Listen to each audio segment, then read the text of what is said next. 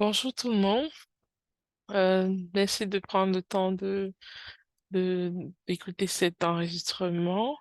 Il est surtout pour sensibiliser contre le cancer, sensibiliser contre dans la prévention des cancers. Donc c'est tous ensemble contre le cancer par l'alimentation. Pourquoi? Déjà qui je suis? Je suis Dr. Ngaël Gahayusa, médecin nutritionniste, médecin diplômé à de l'Université des Montagnes, nutritionniste diplômé de l'Université Laval au Canada en nutrition fondamentale et appliquée. Je suis également certifiée dans l'adoption des saines habitudes de vie et également certifiée dans la gestion de la perte du poids. Pourquoi la lutte contre le cancer? Pourquoi pourquoi est-ce que je suis impliquée, je suis sensibilisée en fait par l'importance de bien s'alimenter pour être plus efficace en prévention primaire, mais c'est surtout en mémoire des personnes qui sont décédées autour de moi liées à le cancer. Donc, je vais vous inviter en fait si c'est pour ceux qui vont écouter l'enregistrement, à mettre une pause et à rendre hommage à toutes ces personnes qui sont décédées de cancer. Pour moi, j'ai plusieurs personnes directes, que ce soit un cousin ou ma tante directe ou ma grand-mère. Bref, j'en ai eu autour de moi et donc que leur décès en fait ne passe pas inaperçu, mais que ça puisse être être également une sonnette d'alarme. Ça puisse sonner cette alarme pour nous qui sommes encore en vie. Voilà ce qui peut se passer. Et puis voilà surtout comment est-ce qu'on peut, qu'est-ce qu'on peut faire à notre niveau pour limiter. C'est pas pour dire que c'est certain qu'on va jamais développer de cancer, mais comme pour limiter le risque de développer le cancer. Donc, sans plus tarder, je vais vous inviter à prendre une minute et puis je vais continuer.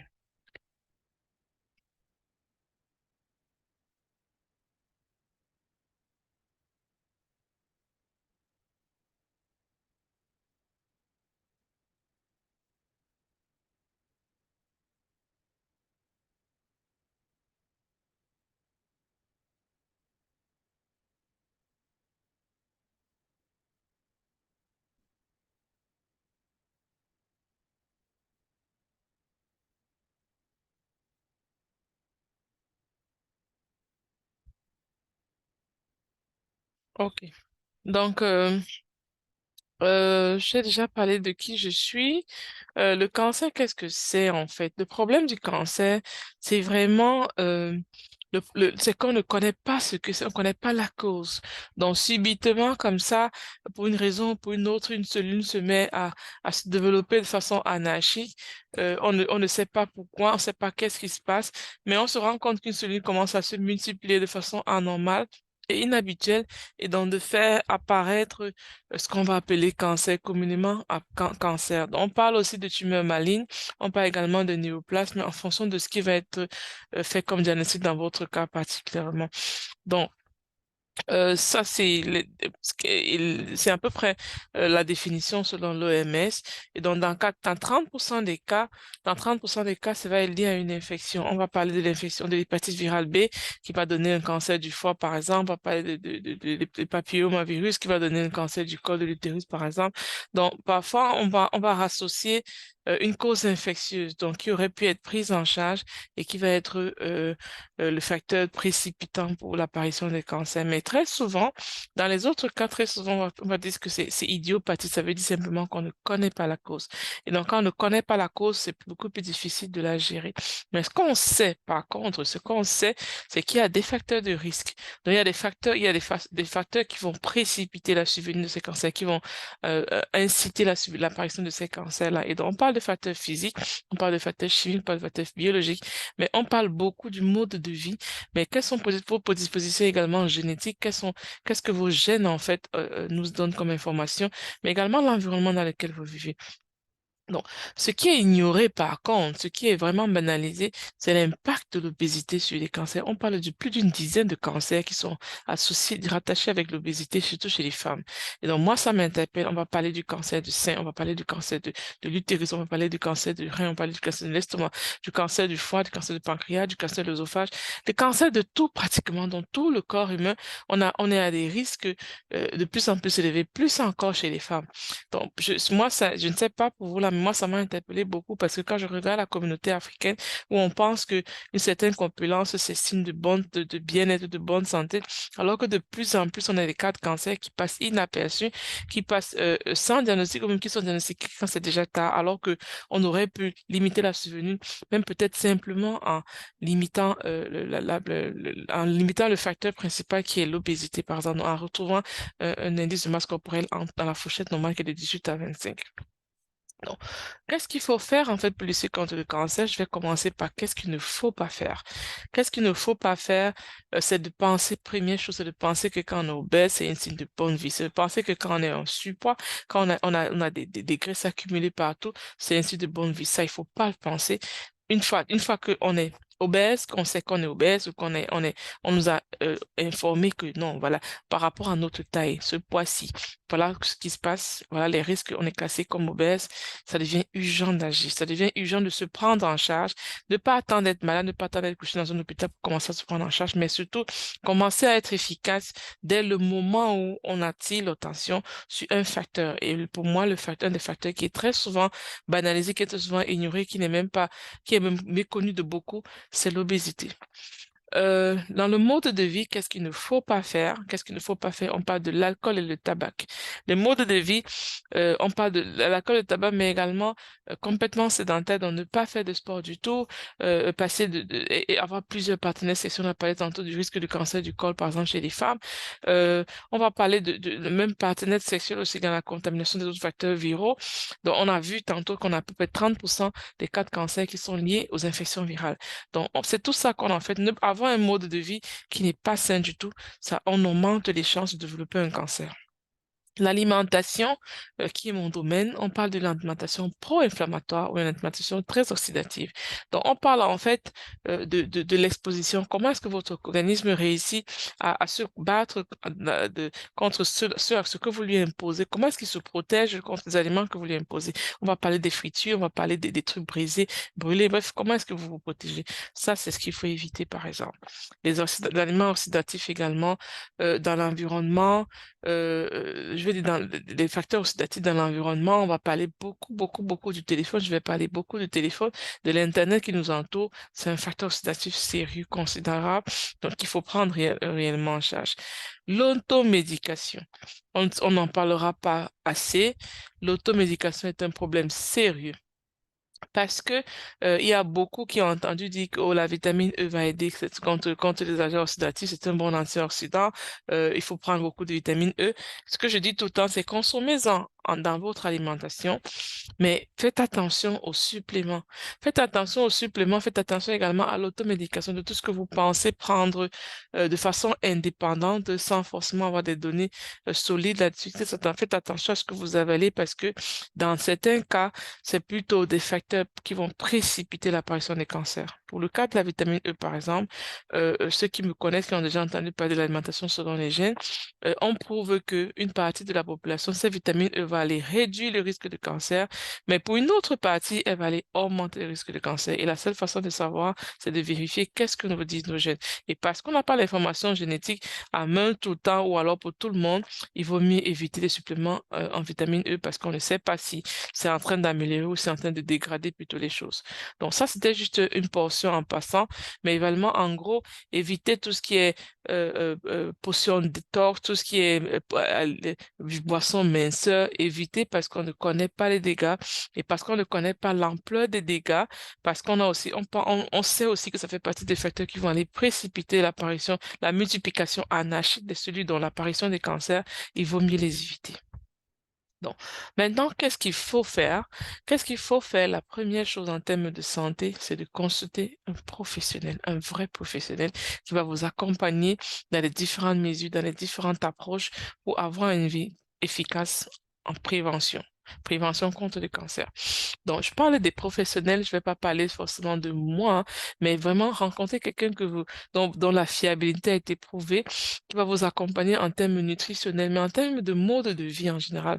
Donc, comment est-ce que je dois adopter mon mode de vie? C'est pas pour vous imposer tout un changement drastique, mais justement, l'accompagnement, c'est pour vous permettre d'ajuster, en fait, ce que vous ne faites pas bien ou ce que vous faites déjà, d'ajuster, en fait, de trouver ce but équilibre-là afin de mener une vie épanouie mais également être efficace en prévention.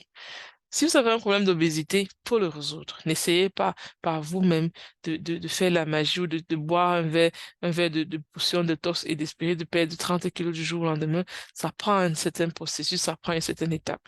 Soyez actif, c'est prouvé. L'activité physique va améliorer la santé en général, c'est prouvé l'activité physique va améliorer les conditions de vos cellules en général, ça améliore également l'auto-renouvellement des cellules, donc ça améliore également la protection contre l'apparition des cancers. Le stress est un facteur connu qui va précipiter les cancers. C'est un facteur bien identifié à bien des égards.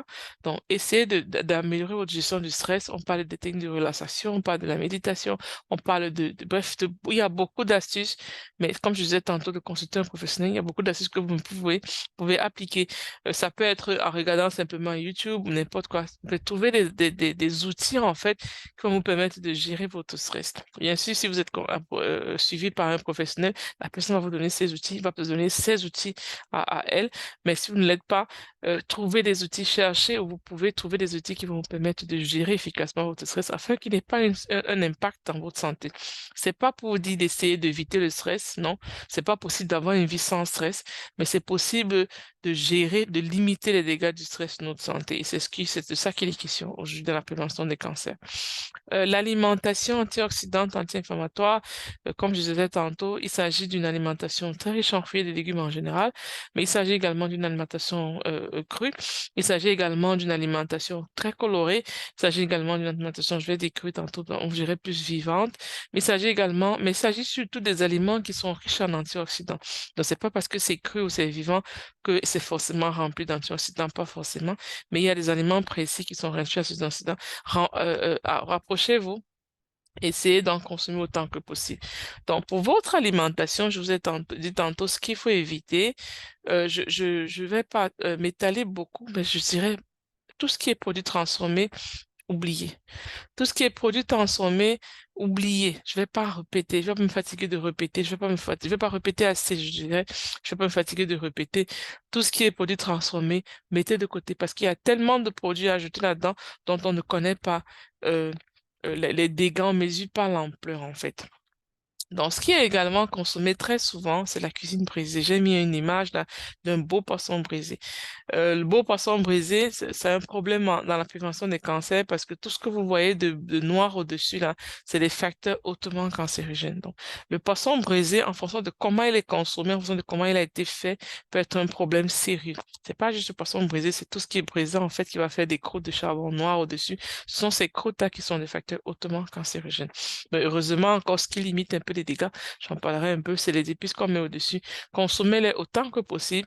Mangez avec autant d'oignons crus que possible, autant de persil cru que possible, parce que ces aliments que vous ajoutez permettent de tamponner l'effet cancérigène des croûtes qu'il y a au-dessus du poisson. Mais on ne veut pas être en train de manger un truc qui nous met à risque parce que on va aller prendre. Mais ce que je vais vous inviter, par exemple, c'est revoyez comment vous brisez votre poisson, par exemple. Est-ce que vous avez besoin vraiment de briser de façon carbonisée? Est-ce que vous pouvez pas simplement faire à la poêle? Ou est-ce que vous pouvez pas investir dans un four de façon à le faire cuire dans un four juste à la chaleur et de façon un peu dorée, que ce soit pas forcément carbonisé au charbon. C'est vraiment me dire le charbon a un parfum parfait, particulier et tout. Je comprends ça, mais c'est à se demander où est-ce qu'on veut agir, où est-ce qu'on veut être efficace. Un autre truc aussi, c'est les aliments mal conservés. On parle des arachides de grenier également, qui ont été conservés, qui contiennent de la aflatoxine, c'est ce qui est identifié, et qui sont hautement cancérigènes, surtout pour le cancer du foie.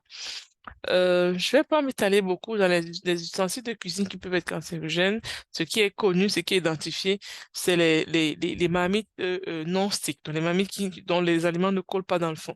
Parce que le recouvrement, on suspecte, le recouvrement a un facteur, a un risque cancérigène. Je vais pas entrer dans cette polémique là, mais pour dire que faites attention aux genres d'ustensiles de cuisine que vous utilisez. Il y en a qui contiennent, qui sont recouverts par des substances qui sont identifiées comme étant cancérigènes. Est-ce qu'il faut faire de la cuisine avec des pots en argile? Peut-être c'est une option, pensons-y. Bon, aussi à côté de ça, faites attention au sucre ajouté. C'est mis à côté à ne pas, c'est pas absolument à éviter parce que c'est encore controversé. Le sucre, on prouve plus que il va aller, comment dire, aggraver un cancer qui était déjà là. Donc, est-ce qu'il va développer un nouveau cancer? Non, mais plutôt, si vous êtes déjà en train de faire un cancer mais qui n'est pas encore connu, il va aller faire dégénérer ce cancer. Il va aller aggraver, il va aller le révéler en fait. C'est pareil pour les autres produits chimiques qui sont utilisés dans la production des aliments en général. On peut rendre compte que s'il y a un facteur de risque, ces produits-là vont aller précipiter. L'alimentation également, comme alternative, je parlerai tantôt des aliments transformés, c'est de cuisiner vous-même à partir des aliments primaires. Pour ceux qui conservent au grenier, de revoir vos méthodes de séchage, par exemple. Pour les aliments riches en gras trans, on va aller regarder dans dans l'emballage, dans la composition des ingrédients. Si vous voyez des aliments riches en gras trans, sachez que le gras trans est identifié comme étant très délétère pour la santé, pas seulement dans les cancers, mais également dans les maladies cardiaques. Donc, il faut également voir la qualité de l'huile que vous utilisez, même la température de chauffage lorsque vous faites des fritures, par exemple. Parce qu'il y a des aliments, je vais dire, par exemple, l'huile d'olive peut être très santé lorsque c'est utilisé frais. Ça peut être également très toxique lorsque c'est chauffé. Ça, par exemple, ça fait un facteur, un problème sérieux dans l'alimentation. Donc, faites attention au type d'huile que vous utilisez, pour quelle occasion vous l'utilisez. Par exemple, l'huile d'olive qui va être utilisée dans les salades va fortement être interdit. Je ne vais pas dire déconseillé, va être interdit dans les beignets, pour les beignets, par exemple, ou les frites de plantain, ou tout ce que vous voulez faire frire. Oui, la cuisson pour les briser, je dirais, maximiser dans les cuissons à vapeur. Si c'est pas toujours évident, investissez dans un four où vous faites cuire des aliments au four plutôt. Les ustensiles de cuisine, on va parler d'ustensiles inoxydables ou des ustensiles en bois qui vont limiter le risque d'exposition à ces substances qui ont été identifiées comme étant cancérigènes. Pour la consommation de sucre, je dirais limiter l'ajout de sucre carrément. Vous n'avez pas besoin de mettre du sucre, de faire sucrer les aliments parce qu'ils ont déjà une saveur naturelle très sucrée, très bonne. Donc, essayez de découvrir la saveur naturelle de ces aliments-là. Et si vous avez du mal, alors le temps de faire la transition, ce que vous pouvez ajouter à défaut du sucre, c'est du sirop d'érable. Le sirop d'érable, parce que lui, il contient également des antioxydants. Donc, il va, à défaut en plus de donner la sensation sucrée que vous recherchez, il va vous donner des éléments nutritifs qui vont aider également dans la prévention des cancers. Le miel également est riche en aliments nutritifs, beaucoup moins que le sirop d'érable, c'est vrai, mais c'est une alternative, surtout pour ceux qui sont au Cameroun. Euh, les pesticides, je prendrai par exemple l'exemple de la citronnelle. Donc, je vous inviterai en fait à aller vers les cultures, je dirais biologiques carrément, mais d'aller plutôt vers les astuces naturelles. Donc, la citronnelle, par exemple, c'est un puissant repellent pour les moustiques. C'est un puissant repellent pour les insectes en général. Lorsque vous avez une citronnelle quelque part, c'est difficile d'avoir de l'envahissement. Bon, comme autre astuce dans votre alimentation, on parle des épices anticancéreuses. Vraiment, j'ai mis ici l'Afrique qui est riche. Je le pense vraiment. L'Afrique est riche parce qu'on a beaucoup d'épices qui sont anticancéreuses. Je vais vous donner quelques exemples tantôt. Surtout, je vous inviterai à privilégier les aliments crus. Comme j'ai cité tantôt, il y a des aliments qui sont riches en antioxydants, il y en a qui sont moins riches. Mais en général, on sait que lorsque c'est cru, on a quand même des bénéfices. Au moins, on va bénéficier au moins entièrement de ces nutriments. Mais surtout, il n'y a rien qui va être dégradé. Il n'y aura pas un risque de consommer un aliment qui est plutôt brûlé, parce que les aliments qui sont brûlés vont plutôt augmenter le risque de cancer. Donc, toi, faut que vous faites la cuisine et que ça calcine, tout ce qui est brûlé au fond vous augmente le risque de cancer plutôt que de réduire, et c'est pas ce qu'on veut. Donc, en plus de ça, je parlais de la cuillère en bois. Jeûner, le jeûne. Ça, c'est ce qui a été difficile à accepter lorsque j'ai parlé de ça en tant que médecin. C'est connu, c'est pas moi qui le dis. C'est connu que le jeûne, le fait de jeûner va donner les capacités à votre sang, à votre organisme de s'auto-nettoyer tout seul, de s'auto-épurer tout seul. Donc, lorsque vous êtes en santé, parce que c'est le jeûne, c'est pas pour tout le monde, lorsque vous êtes en bonne santé apparente, bien sûr, parce que tout homme qui est en santé, c'est un malade qui s'ignore. Vous connaissez la phrase. Donc, lorsque vous êtes en santé apparente, jeûner, en fait, qu'est-ce qui se passe? C'est que les cellules qui sont comme déjà délétères, qui auraient pu commencer une multiplication anarchique, l'organisme va les épurer, en fait, va se nettoyer, il va les éliminer, il va les décaper, il va renouveler, en fait, lorsque vous jeûnez. Vous donnez l'occasion à cet organisme, en fait, de faire ce renouvellement-là. Alors que lorsque vous êtes complètement tout en train de manger, il y a une grande partie de votre énergie, il y a une grande partie de votre fonctionnalité, de votre organisme qui est dédiée à la digestion de ce que vous mangez. Mais lorsque vous ne mangez pas, l'organisme il continue à fonctionner. Lorsque vous ne mangez pas, il prend le temps pour faire son ménage. Exactement comme quand vous êtes à la maison un samedi matin. Lorsque vous n'êtes pas au travail, en train de faire votre travail habituel de la semaine, vous prenez le temps de faire votre ménage de la maison. C'est le moment de retourner tout ce que vous pouvez retourner, de nettoyer tout ce que vous pouvez nettoyer, d'épousseter tous les recoins par lesquels vous n'avez pas le temps de passer en semaine, par exemple. Donc, c'est à peu près le même principe avec l'organisme. Non. Votre micro-ondes, s'il vous plaît, détruisez-le.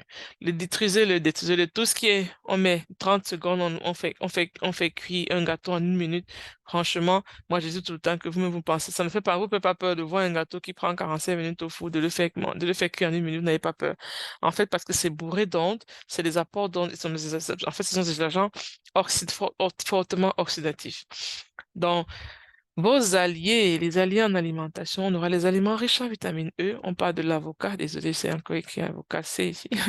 Donc, on parle de l'avocat, on parle des arachides, on parle de l'huile de palme qui contient de bonnes quantités de vitamine E.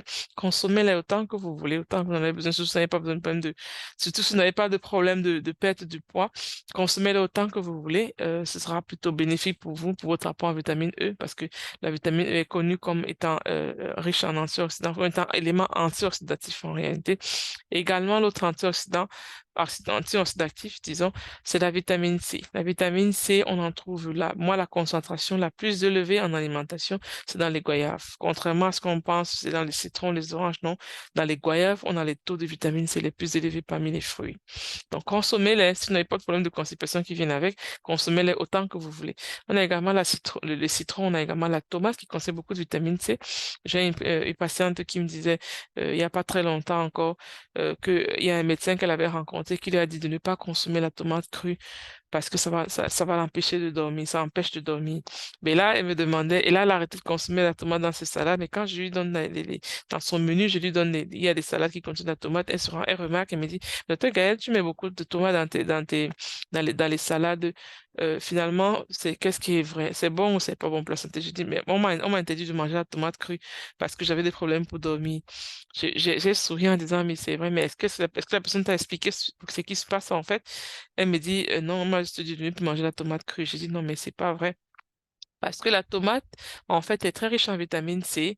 Et donc, pour ceux qui sont sensibles à la vitamine C, c'est pas l'idéal de manger des tomates crues le soir, hein, au souper. Donc, ce qui fait que l'heure idéale pour manger ces salades ou ces smoothies ou ces jus de légumes qui contiennent la tomate, ça va être le matin. Le matin, c'est la meilleure. Mais sinon, à midi. À midi, avec vos repas.